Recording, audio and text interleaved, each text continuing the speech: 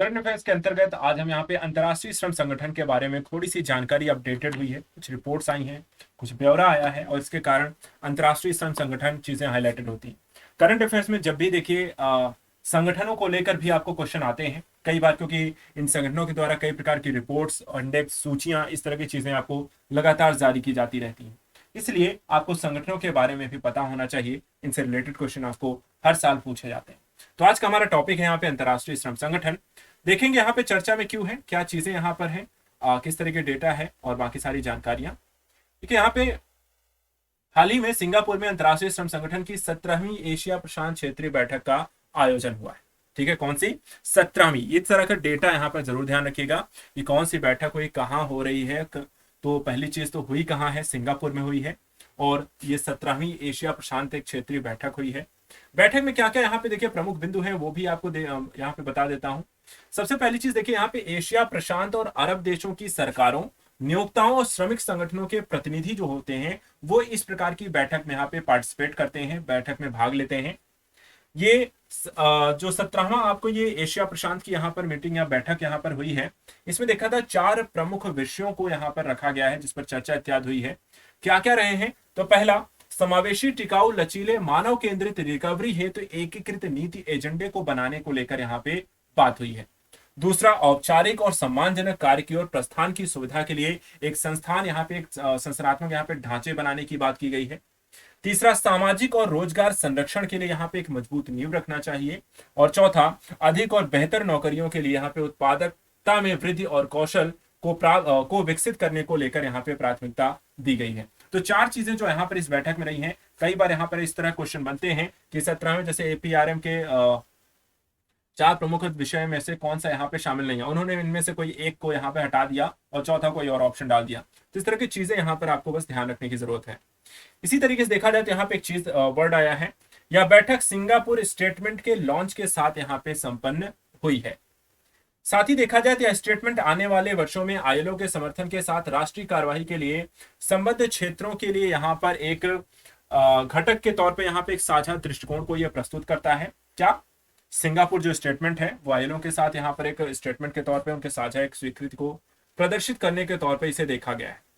यह भी कहा जाता है कि यह स्टेटमेंट आईएलओ के मौलिक सम्मेलनों की पुष्टि करने, प्रभावी सामाजिक संवाद को स्थापित करने हेतु सरकार, नियोक्ता और कार्यकर्ता प्रतिनिधियों की क्षमताओं को मजबूत करने की आवश्यकता पर यहाँ पे प्रकाश डालता है। तो एक तरीके से बेहतर सामंजस्य होना, जो क्योंकि देखिए श्रमिक जो होते हैं विभिन्न देशों में काम कर रहे हैं। अंतर्राष्ट्रीय श्रम संगठन एक संगठन है, नियोक्ता जो वहां पर लोगों को हायर करता है और उन संदर्भ में यहाँ पर एक बेहतर कार्य स्थिति का होना, एक सामंजस्य होना, एक कानून व्यवस्था का होना, एक नियम का होना जिसके माध्यम से कहीं भी किसी देश में श्रमिकों का यहाँ पर शोषण ना होने पाए। आईएलओ सदस्य देशों से आग्रह करता है कि वे संबंधित अंतर्राष्ट्रीय श्रम मानकों की पुष्टि करने और प्रभावी ढंग से लागू करने पर यहाँ पर विचार करें। अनौपचारिक रूप से औपचारिक क्षेत्र में परिवर्तन लाने के लिए तेजी से प्रयास किया जाए, प्रवासी श्रमिकों के अधिकारों की रक्षा की जाए, शासन संबंधी संरचनाओं को और मजबूत बनाया जाए।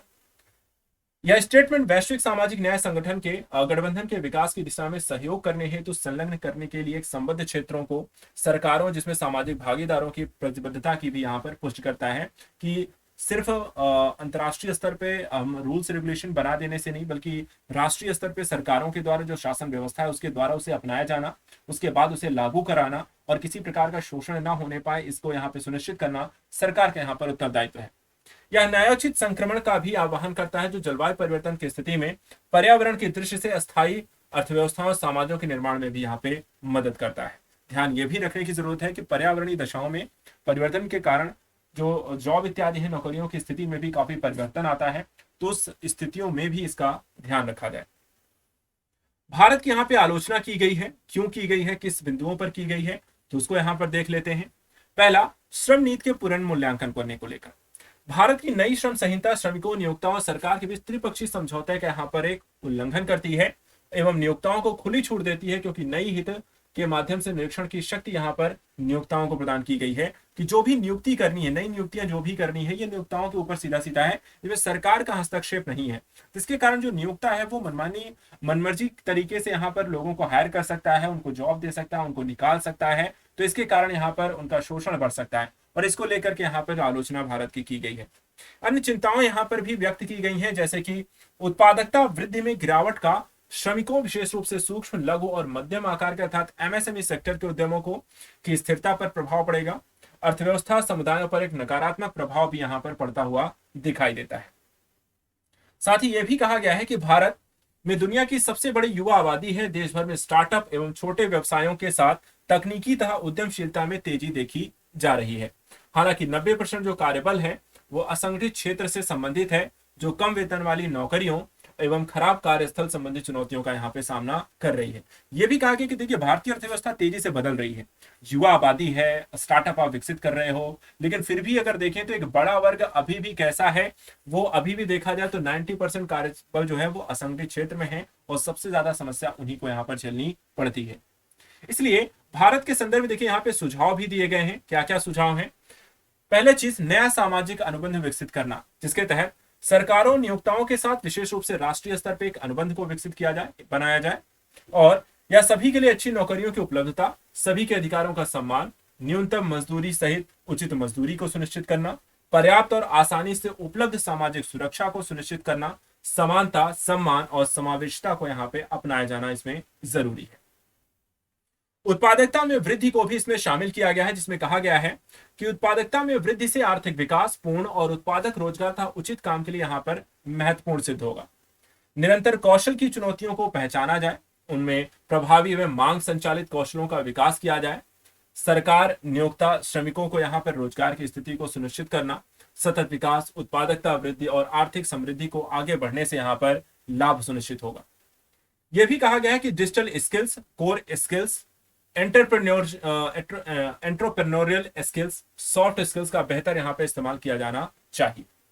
असंगठित क्षेत्रों के श्रमिकों की पहचान के संदर्भ में भी यहाँ पर अपने सुझाव यहाँ पे दिए गए हैं भारत के संदर्भ में, कि सभी के विकास को सुनिश्चित करने के लिए असंगठित क्षेत्र में श्रमिकों की पहचान करने, ई श्रम पोर्टल जैसे प्लेटफॉर्मों के माध्यम से उनकी जरूरतों को प्राथमिकता देने और कर्मचारी राज्य बीमा योजना के माध्यम से स्वास्थ्य कवरेज का विस्तार करने जैसे सार्वभौमिक सामाजिक सुरक्षा विस्तार करने के उपाय जो यहाँ पे असमानता में कमी ला सकते हैं, सरकार को इन चीजों को भी अप्लाई करना चाहिए, इन पर ध्यान देना चाहिए, सभी को इसके अंतर्गत समाहित किया जाना चाहिए। यह भी कहा गया कि देश में अब तक 29 करोड़ असंगठित क्षेत्र के श्रमिकों को ई श्रम पोर्टल पे ऑलरेडी यहाँ पे पंजीकृत किया जा चुका है। अन्य जो नहीं है उनको भी यहाँ पे शीघ्र पंजीकृत किया जाना चाहिए।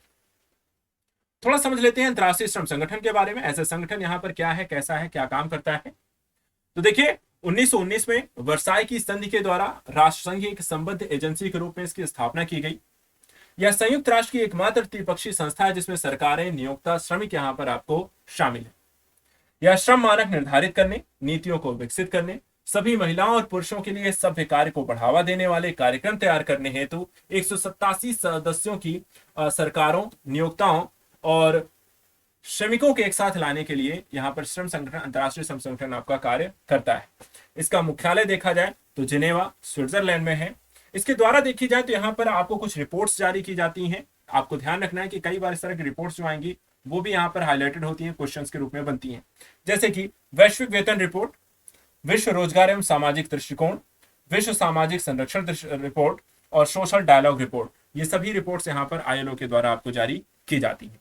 तो करंट अफेयर्स के आज के सेशन में इस टॉपिक को पढ़ने के बाद इसको अच्छे से स्टडी कर लीजिएगा, आईएलओ के बारे में थोड़ा पढ़ लीजिएगा, और जो यहाँ पर जानकारी दी गई है एशिया प्रशांत फोरम बैठक को लेकर के, तो उससे रिलेटेड भारत के संदर्भ में क्या सुझाव इत्यादि दिए गए हैं वो भी यहाँ पे ध्यान रखना है।